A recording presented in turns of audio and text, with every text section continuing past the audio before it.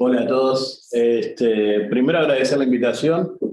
En los últimos años me ha tocado hablar escribir sobre Trías, pero de otros temas, con mayor complejidad. Y la verdad que era un gusto poder venir a hablar sobre este libro, que inicialmente la propuesta era pensar un poco este libro de Ley 65 de Trías, por un socialismo nacional, que me parece un libro extremadamente relevante en el pensamiento intelectual latinoamericano de los 60 y particularmente en el caso uruguayo. Tal vez para empezar, algunas aclaraciones previas que ya están dichas en realidad, esto de seguir uno a uno, a veces que incluso hasta referencias ya están dichas, pero no está de más decirlo. Claramente, Trías, hay muchas dimensiones para pensar a Trías, digamos, tal vez las dos más evidentes es el Trías político y otra es el Trías intelectual. Claramente están conjugadas, pero tienen alcances diferentes. El Trías político es un político de un partido, que es el Partido Socialista, con sus éxitos y fracasos en su práctica política, y está el Trías intelectual, que es un Trías que no reniega de su lugar de dirigente del Partido Socialista, pero que tiene un impacto mucho mayor que el propio Partido Socialista, ¿no? Y esto es lo primero que me interesa destacar.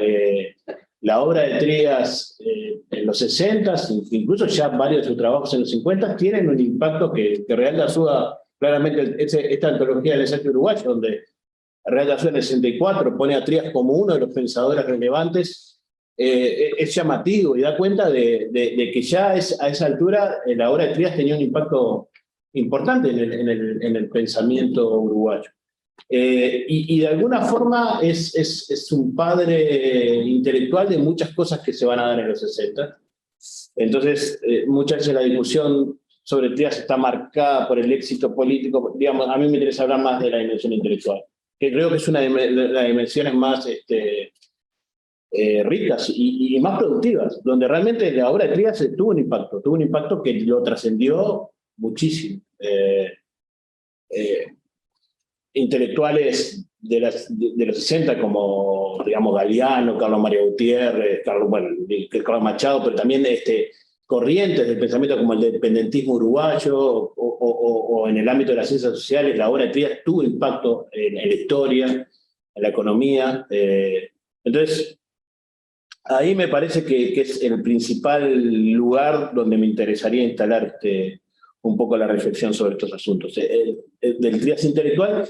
Y en algún sentido, creo que en un trabajo reciente nosotros con Michal Zurek hablamos de Trías como un pensador de lo que en términos generales se llama la nueva izquierda. En América Latina y en el mundo, digamos, en la segunda mitad de los 50 y principios de los 60 hay una suerte de renovación del marxismo,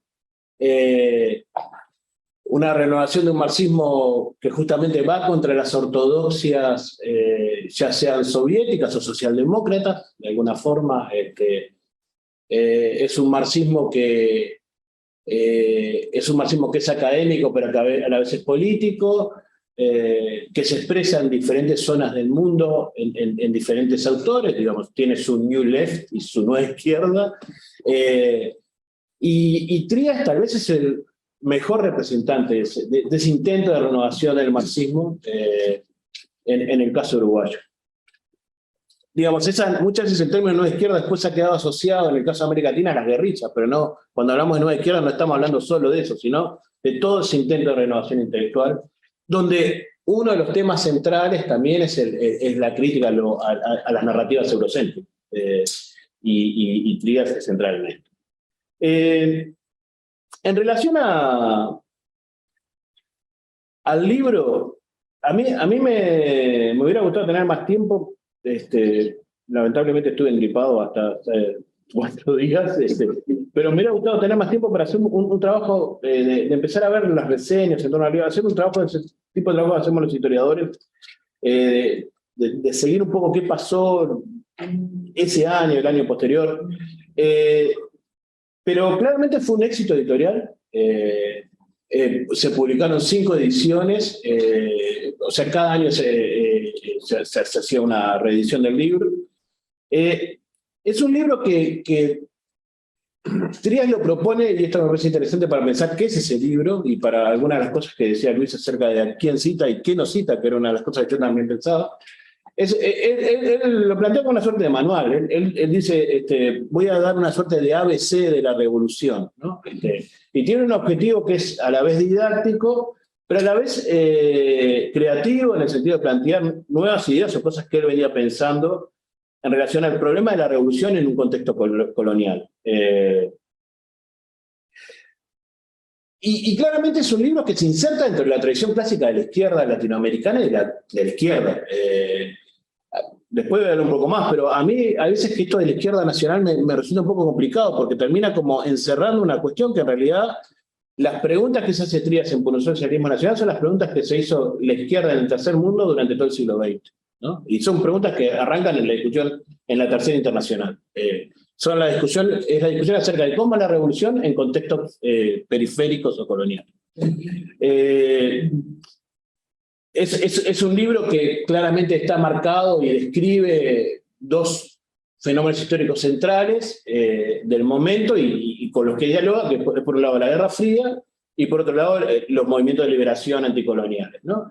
Y claramente jerarquiza en esta lógica, tomando los textos sobre la contradicción de Mao Zedong, en esta lógica de contradicción principal, contradicción fundamental, y empieza a hacer toda una arquitectura acerca de las contradicciones, pero lo que jerarquiza es la idea que en ese momento histórico la vanguardia en la lucha global la tienen los países, lo tienen los países coloniales, ¿no? Y que realmente la transformación global del capitalismo no se va a dar por el triunfo de la Unión Soviética, sino que se va a dar por el triunfo de los movimientos de liberación nacional y de las luchas antiimperiales. Y por eso también, claramente es un libro donde China tiene un lugar relevante y Mao tiene un lugar relevante.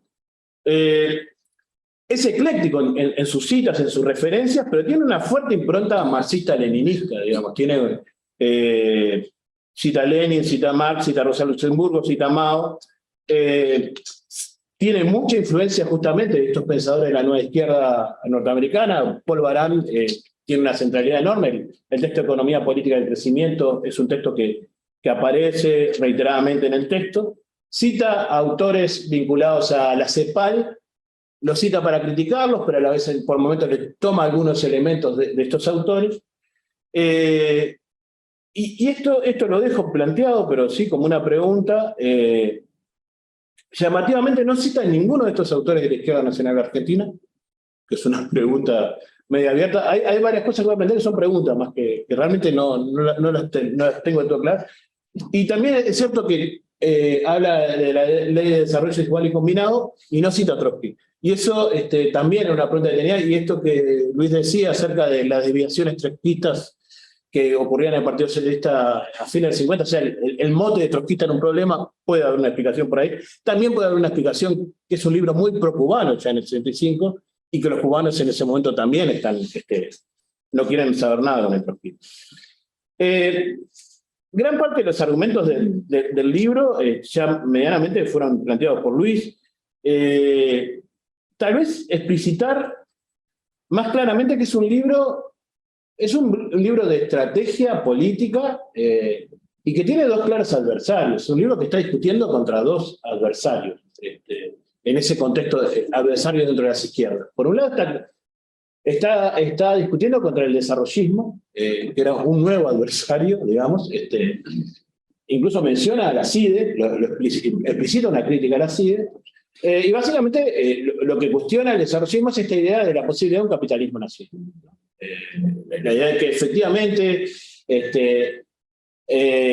es posible, y esto es una forma de razonamiento que Trías constantemente va a realizar, tiene que ver con esa crítica a los modelos eurocéntricos, la idea de que es posible hacer un tipo de desarrollo al estilo de lo que ocurrió en Europa o al estilo de lo que ocurrió en Estados Unidos, siguiendo cierto modelo, cierto esquema de desarrollo, ¿no? En última instancia, el desarrollo es un modelo a seguir que es tomado de otro lugar. Y lo que dice Trías es lo que después se va a plantear mucho más claramente, más explícitamente lo va a plantear el independentismo, es la idea de que el subdesarrollo y el desarrollo son dos caras de una misma moneda. O sea, esta zona del mundo está subdesarrollada y no... está subdesarrollada y está condicionada a su desarrollo, y que no puede desarrollarse en la medida que no rompa, no se desconecte con la lógica del mundo capitalista global. Y, digamos, y acá hay toda una línea de crítica que es bastante explícita y que, digo, tiene su lugar en el desarrollismo, tiene su lugar en la alianza de Prebisch con la Alianza para el Progreso, que también era un asunto. Y la otra línea es el pensamiento comunista latinoamericano, que el pensamiento comunista latinoamericano desde los 50 había venido a plantear la teoría de la revolución por etapas, ¿no? La idea de que la revolución tenía dos grandes momentos, dos grandes etapas, y que estas etapas podían ser distinguidas, separadas, ¿no? La primera, la Revolución Democrática Nacional, usaban palabras, iban variando palabras, pero más o menos era esto, y la segunda, la Revolución Socialista. Esta Revolución Democrática Nacional implicaba una alianza con la burguesía nacional y el desarrollo de un proyecto capitalista nacional. De nuevo, Ley de Desarrollo Desigual Combinado, es una crítica bastante similar a la del desarrollismo, en realidad. En la visión de Trías, estos países están insertos en el capital, aunque estén insertos de formas extrañas, de formas que muchas veces tienen que ver con formas arcaicas previas al capitalismo. Estos países ya están insertos, son parte del capitalismo global, y no es posible pensar una revolución por etapas, porque en realidad lo que terminan haciendo los movimientos populares es cederle la vanguardia a las burguesías en esos procesos. Y en el mediano plazo eso termina en una derrota del propio movimiento popular. Digamos, estas críticas, él defiende una idea de la revolución por fases, donde él dice la revolución es una sola. En todo caso, lo que van cambiando son las fases de esa revolución. Hay un primer momento que es nacional, democrático, y un segundo momento que es socialista, pero la vanguardia de esa revolución debe ser siempre la misma. Esta es una discusión que ya se venía dando mucho en los 50 en América Latina, fundamentalmente entre socialistas de algunas partes de América Latina y comunistas. Yo lo tengo registrado bastante entre el socialismo chileno, digamos, tiene un papel importante en este debate, y los comunistas en varias partes. Pero adquiere otra dimensión luego de la Revolución Cubana, porque la Revolución Cubana es leída por Trías como la demostración de que es posible una revolución que no sea por etapas, porque la Revolución Cubana justamente lo que logra es, en principio por lo menos, hace una revolución que es democrática y que hace la transición al socialismo, no hay una etapa y otra, ¿no? Bien, esto es como un mero sumario de las principales ideas del libro. Lo que voy a hacer ahora simplemente es tratar de poner este libro en contexto, ¿no? Lo primero es, este libro, digamos, es un libro que es original, es un libro que fue muy influyente en Uruguay, y es un libro que en alguna medida reinstala un debate que existía en Uruguay y que existió en América Latina, pero que era un debate muy viejo. En realidad la discusión sobre el carácter de la revolución en Latinoamérica es un debate que data de la década del 20. Las primeras expresiones de ese debate datan de la década del 20. Digamos, en general se ponen como puntos de partida los debates entre Mariátegui y Aya La Torre y Mella, que dan cuenta de esta cuestión de, digamos, en el mundo de los 20 y 30, varios intelectuales políticos latinoamericanos que ven efectivamente que se sienten parte de la ola global del movimiento revolucionario internacional, pero que a la vez van tomando distancia del comunismo en tanto movimiento internacionalista comunista, ¿no? Y esto se expresa en las polémicas entre Aya La Torre y Mariátegui. Mariátegui termina acercándose al comunismo, a la internacional comunista, aunque ya a punto de morir termina arrepintiéndose, porque lo que está en cuestión es esta discusión de que hay una serie de sectores de la izquierda latinoamericana que son profundamente internacionalistas, son profundamente universalistas, pero ven ciertas formas de internacionalismo, como las izquierdas del siglo XX lo entendieron, como formas en realidad formas veladas de deseos geopolíticos, ¿no? Claramente el caso del internacionalismo comunista es un ejemplo claro de esto. Digamos, el internacionalismo comunista derivó en un internacionalismo guiado por un país, y de alguna forma el internacionalismo socialista también respondía a intereses de algunos países europeos en sus agendas, ¿no? Entonces, hay un conjunto de sectores de la izquierda latinoamericana que ya en la década del 20 y en el 30 dan estos debates, discuten estos asuntos. Como decía Luis, en Uruguay también se dan estos debates. En el Partido Socialista es más difícil rastrearlos. Hay un problema con la memoria, me parece, del Partido Socialista, pero claramente hay una figura que es central en esto, que participa de esas redes latinoamericanas, que es Carlos Quijano. Carlos Quijano es el primer, digamos, si hay el término izquierda nacional, digamos, el primer uso del término izquierda nacional es Quijano en los 20 y 30, y Quijano es parte de esas redes, participa de congresos antiimperialistas en París, y claramente el debate es ese: ¿cómo vamos a hacer el socialismo latinoamericano? Que es parte del socialismo internacional, que no es que seamos nacionalistas, somos parte del mundo, pero tenemos características particulares. ¿Qué pasa en el Partido Socialista con esto? Esto realmente acá son más preguntas que ¿qué pasó en los 40, 50, antes de Trías? ¿Qué pasó antes de Trías con esto? Es algo que no termino de tener claro. Hay veces que la imagen de Frugoni termina siendo tan omnipresente que cancela la idea de que en ese partido existieron debates, digamos. En todos los partidos... Como Servando Cuadro. Bueno, ahora voy a hablar un poco de eso. En todos los partidos en todos los partidos socialistas existieron esta tensión entre una línea más socialdemócrata y una línea más latinoamericanista. Incluso el Partido Socialista Argentino, en los 40, en los 30 y 40. Es de suponer que acá también. El único dato que tengo de esto es el libro de una figura que es muy interesante y que se anticipa a Trías, y creo que también sería interesante pensarla en esa trayectoria, hasta Trías, que es la figura de Servando Cuadro, ¿no? Servando Cuadro es un férreo enemigo de Frugoni. De hecho, tiene este libro que no sé si alguno lo ha visto, que es un libro interesante, complejo, que se llama Psicoanálisis profano de la biografía del doctor Emilio Frugoni. Es un libro muy intenso, pero marca también el lugar de este tipo de posicionamientos en relación a Frugoni. Pero lo cierto es que Servando Cuadro tiene un papel central en marcha a partir del 47, 48. De alguna forma es como una suerte de padre intelectual del tercerismo. Es el primer tipo que empieza a escribir columnas fuertemente críticas de Estados Unidos a partir, digamos, en el contexto de la posguerra fría. Y es cuando Frugoni claramente estaba en una posición mucho más cercana a Estados Unidos. Y es el primero que empieza a hacer una crítica fuerte a Estados Unidos en esos momentos de la posguerra, donde todavía no estaba muy claro. Nosotros hoy el antiimperialismo lo vemos como algo que existió toda la vida, existió en la prehistoria. No, bueno, hubo momentos que Estados Unidos tuvo diferentes lugares en la historia. Y de alguna forma la crítica a Estados Unidos, Servando Cuadro, tiene un lugar relevante. Y Trías se instala en esta tradición, ¿no?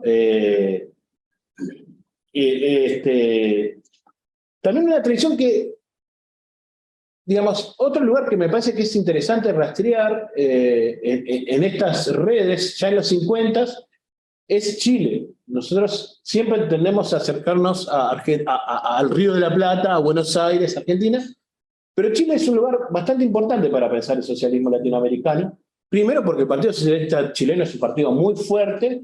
Segundo, porque el Partido Socialista Chileno es uno de los partidos que, por lo menos durante la primera mitad del siglo, sí, hasta los 80, tuvo una impronta latinoamericanista mucho mayor que los otros. De hecho, nunca se afilió oficialmente a la Internacional Socialista. Tenía un contacto, una cercanía con el APRA, con las expresiones, con Perú, digamos, tenía... Y hay una figura que a mí me llamó la atención, una intelectual del socialismo chino que se llama Oscar Weiss, que en 1954 publica un libro que se llama Nacionalismo y Socialismo en América Latina. Y bueno, en el 54, ¿no? Para que vean cómo... él vuelve a publicar otra versión en el año 61, y es muy interesante el prólogo de esa versión, porque dice, ahora no, acá está, dice que uno de los objetivos es del libro, dice, es agrupar a los movimientos revolucionarios entre los que cabe destacar a las alas izquierdas de los partidos socialistas de Argentina, Uruguay, Chile, Brasil y Ecuador, al MIR que dirige Silvio Frondizi en Argentina, al MIR que se glosó de Acción Democrática en Venezuela y al APRA rebelde del Perú. O sea, hay claramente Trías se está dialogando con otras cosas que están pasando en otros lados, más allá de Argentina, ¿no? De alguna forma me interesa, y esto no es con ánimo de pelearme con Mara ni nada, pero desperonizar un poco a Trías. Trías, la cercanía de Trías con la experiencia argentina es fuerte, creo que al final de su vida es mucho más fuerte, pero también esta reflexión de Trías en el año 65 está en diálogo con otras cosas que tienen que ver con Latinoamérica que vienen desde los 50 y que es mucho más amplio, ¿no? Y me parece que eso es importante, sobre todo porque todos sabemos la relación que tiene Uruguay con la Argentina en relación al peronismo. Esto también después ha generado una suerte de cargas en torno a la figura de Trías, que no permiten leer el libro de una forma más abierta. Esta discusión tiene que ver con muchos asuntos que se venían discutiendo en América Latina en los 50 y 60. Otra cuestión del libro que me parece importante destacar es que en este Trías ya se ve un Trías que pasó del tercerismo, digamos, se ve el abandono del tercerismo. Ya en este libro no es esto de que los dos imperios son lo mismo, digamos. Es un libro donde... Pero no es un libro es un libro que claramente se inserta en la dinámica que instala la Revolución Cubana, que es la idea de que esto que dice Trías, ¿no? Los movimientos de liberación nacional son la clave para entender el cambio global. Lo que dice el Che Guevara en el discurso de la Tricontinental, el Che Guevara casi ni nombra a la Unión Soviética, lo que habla de los pueblos que están luchando contra el imperialismo. Si la Unión Soviética se adecua a eso, bien, si no, veremos. Digamos, es un poco la lógica que está atrás. Es el abandono al tercerismo, es la cercanía con eso, y a mí una cosa que me parece muy interesante también de este libro, es un libro que es claramente, se inserta en lo que luego se va a llamar la teoría de la dependencia. Es un libro que de alguna forma es, no sé si anticipatorio, porque ya hay escritos, pero digamos la teoría de la dependencia, los libros más clásicos de la teoría de la dependencia tienen unos años posteriores por el socialismo nacional, pero claramente se inserta en la narrativa y en la estrategia que empiezan a sugerir los trabajos de Fernando Enrique Cardoso, de Enzo Faleto, y en su versión más radical, y creo que más en sintonía con Trías, los trabajos de Teotonio dos Santos, Pania Bambirra, Rubio Mauro Marini. Un colega, el economista Pablo Messina, está trabajando en el caso uruguayo, y una de las cosas que ha encontrado es que efectivamente Trías es la inspiración de una nueva generación de economistas que escriben el proceso económico del Uruguay, de economistas del Instituto de Economía, a fines de los 60, ¿no? Esta es otra dimensión que me parecía interesante destacar. Bueno, tal vez, porque tengo poco tiempo ya, ¿no? ¿Sí? La otra gran pregunta que es evidente y que no es fácil de contestar es, pero que por lo menos la quiero dejar abierta, es, bueno, ¿qué hacemos con este libro que tiene ya varias décadas hoy, ¿no? Es la pregunta eterna, ¿qué pasa con todos los libros? Si los libros, más con los libros que tienen que ver con la tradición política, si los libros vencieron al tiempo o no, si todavía hay elementos a rescatar de este libro hoy, ¿no? Y yo creo que voy a plantear tres cosas muy rápidamente. ¿Qué? No hay aborto. Muy rápidamente. Lo primero, yo siempre odio capaz que no es una palabra buena, pero en general con la reflexión sobre los 60 muchas veces la gente dice, no, bueno, es otra... Las cosas que se crearon en los 60 no sirven porque el tiempo cambió, ya vivimos otro tiempo y ya no. Y es tirar todo, digamos, es abandonar todo. Y en realidad hay preguntas de los 60 que tienen total vigencia, ¿no? Preguntas sobre el cambio social, preguntas sobre cómo se construye una sociedad más igualitaria, que son preguntas claves y que en realidad varias de las preguntas que se estaban abriendo en ese periodo no se respondieron. Y no se llegaron a respuestas definitivas. Simplemente lo que pasó que en todo caso a los que hacían esas preguntas los mataron. Digo, estoy hablando metafóricamente, pero lo que ocurrió fue una gran derrota política. Pero no, las preguntas en sí, muchas de esas tienen vigencia. Lo que claramente es diferente es el mundo que describe Trías en los 60 del mundo actual, ¿no? Trías describe un mundo, por un lado, marcado por dos fenómenos que hoy tienen una característica diferente. Primero, la Guerra Fría. La Guerra Fría como tal no existe más, ¿no?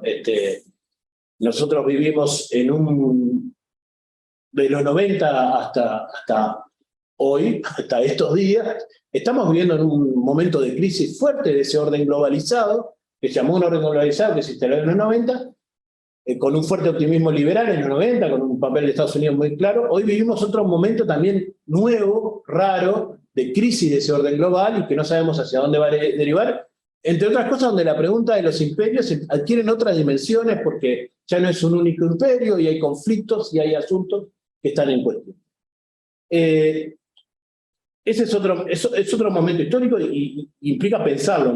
También pensar qué es China, pensar qué es Rusia.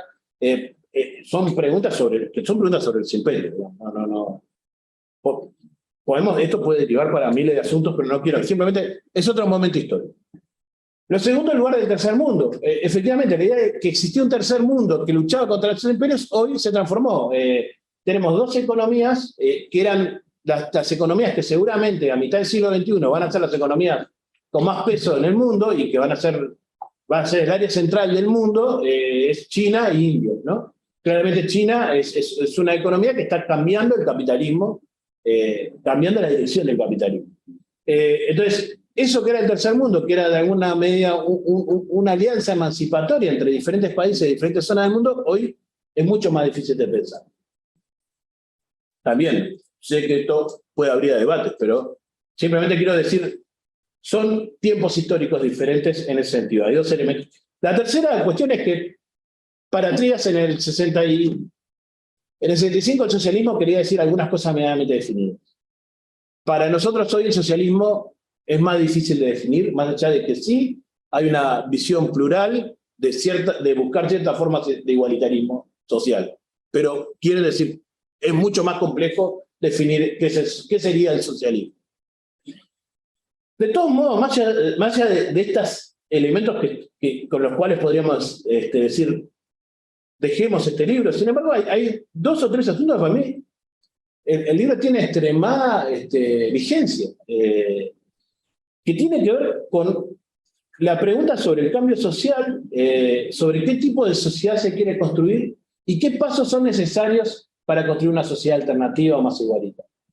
Hace unos días, Petro, sí, el colombiano, cuando estaba releyendo esto, decía, seguramente en un discurso que era para reducir los nervios de la derecha fascista colombiana, decía, vamos a desarrollar el capitalismo para crear una nueva economía fuerte y productiva, ¿no?